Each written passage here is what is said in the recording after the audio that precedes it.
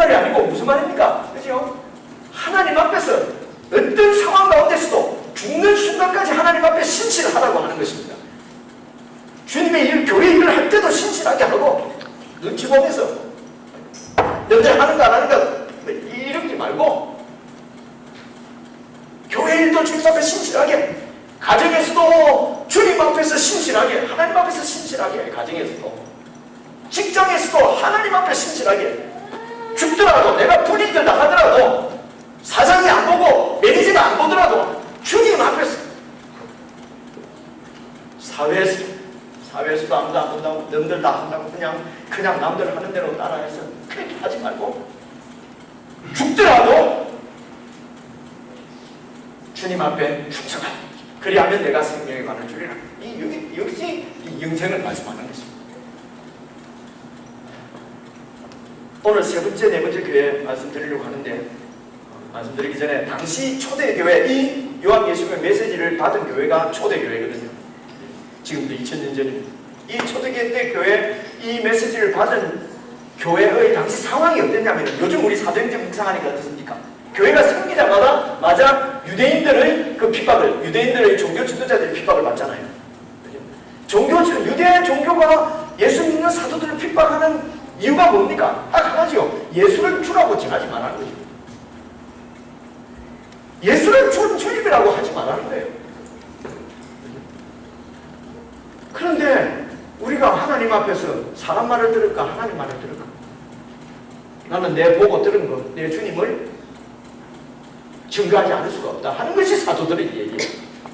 그런데 주님이라고, 예수가 주라고만 하지 말라는 거지. 그러면 세계 평화가 이루어진다. 예수가 주라는 얘기만 안 하면은 그냥 불교, 천주교, 기독교 마음에 좀 너무너무 평안하게 세계가 평안해지는데, 이 예수쟁이들 때문에 평화가 깨진다.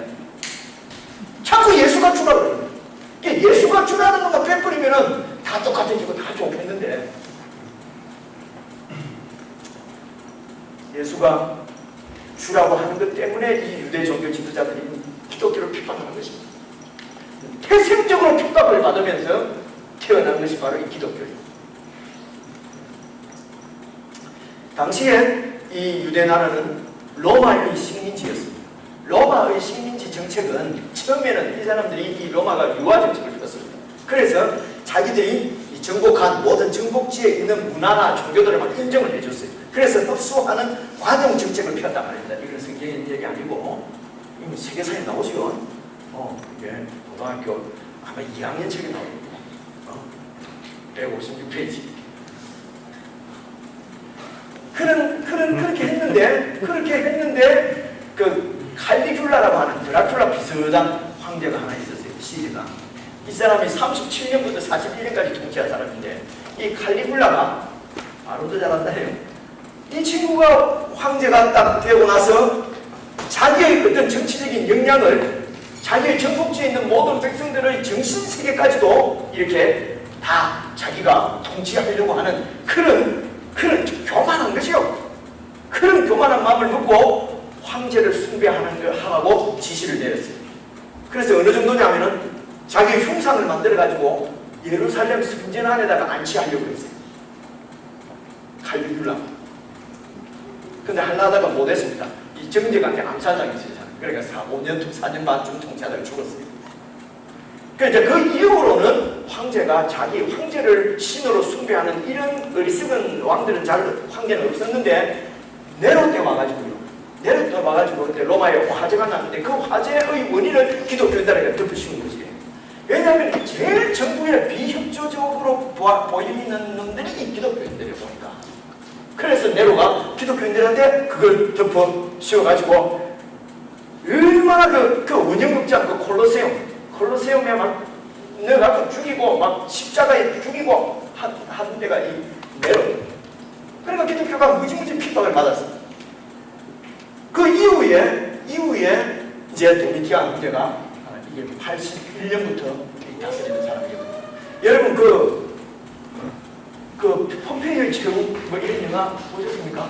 이게 AD 79년에 그 무슨 산입니까? 비세우스 산입니까? 그 산 이름 어렵습니다. 그 화산이 폭발해가고 폼페이가 완전히 도대체 이마다 보시는 거지만 이 그때 79년도에 그 베수비우스라고 하는 화산이 그 로마에 있는 그 폭발해갖고 완전히 폼페이시가 막 완전히 뼈가 되거든요.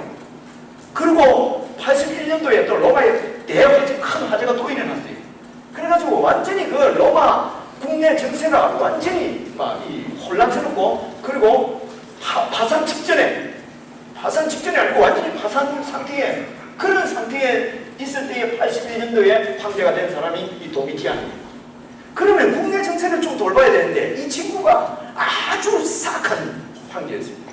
그래서 이 사람이 그런 정치적인 불안 가운데서 황제 숭배를 강요하기 시작했어요.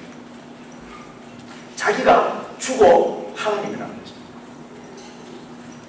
어느 정도까지 했냐면은 자기 말고 다른 신을 섬기는 집단이나 개인은 전부 처형했어요. 가차없이 처형했어요.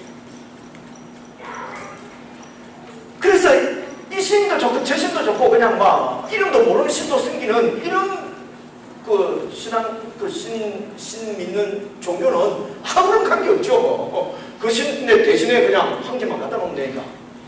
문제는 기독교인들이었다는 거죠.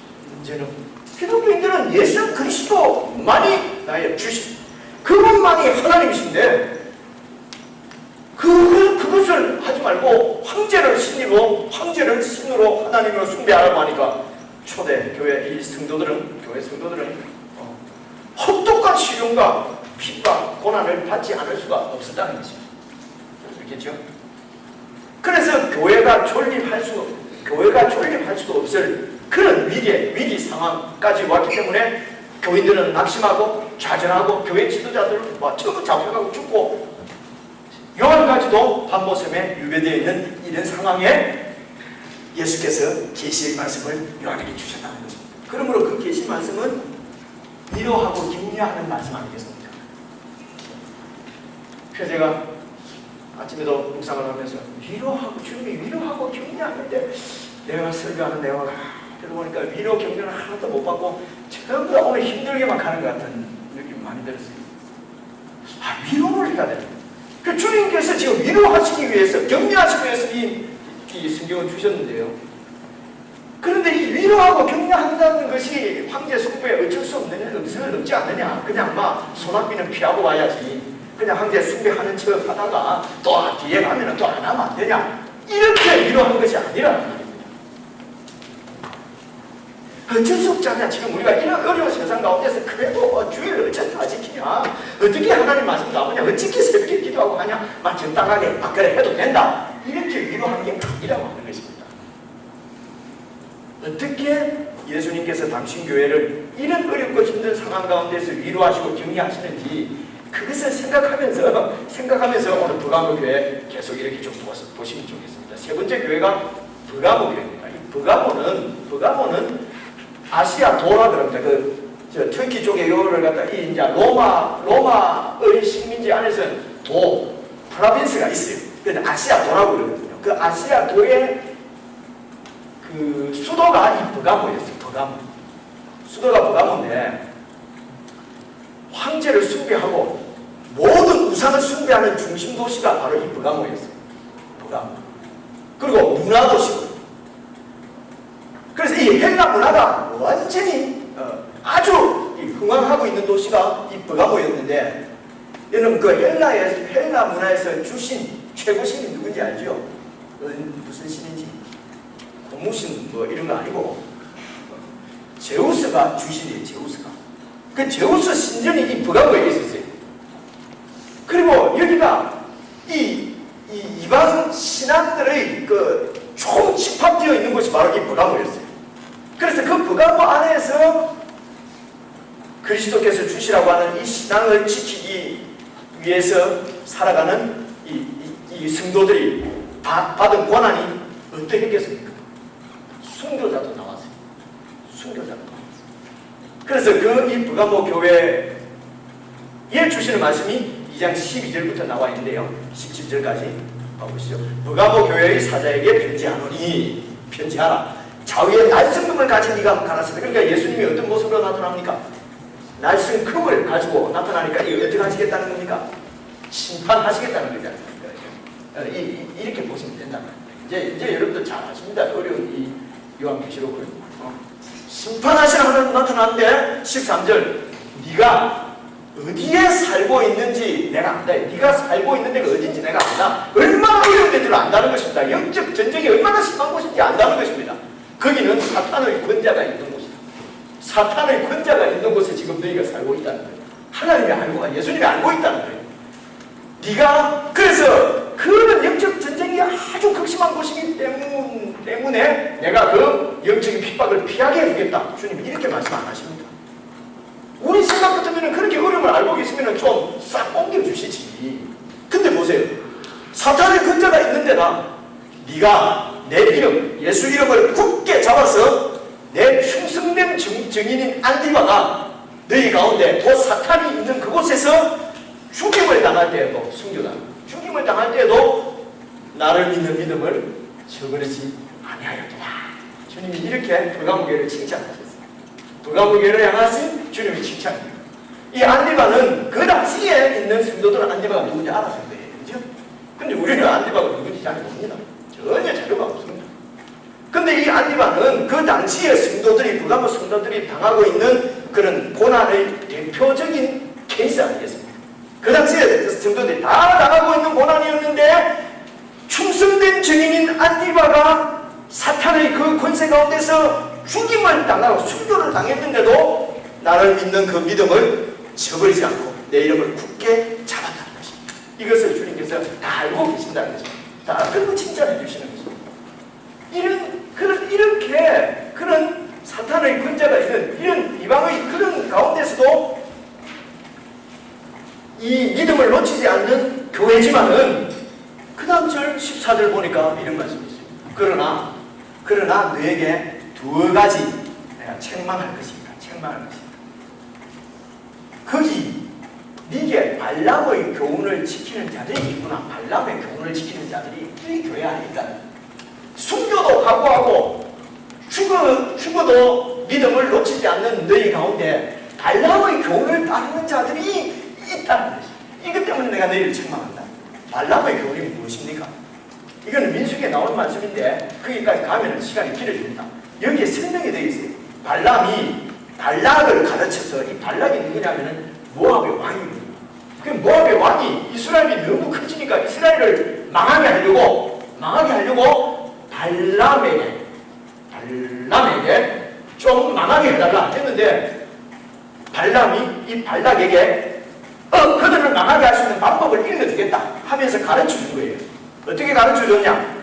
이스라엘 자손 앞에 걸림돌을 놓아서 우상의 재물을 눕게 하고 행음하게 해버리라. 그러면 된다.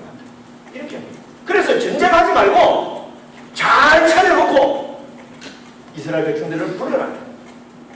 우리가 남이가 아브라함의 한 자손인데, 그리고 밥상을 차려놓고 밥 먹으러 오라고.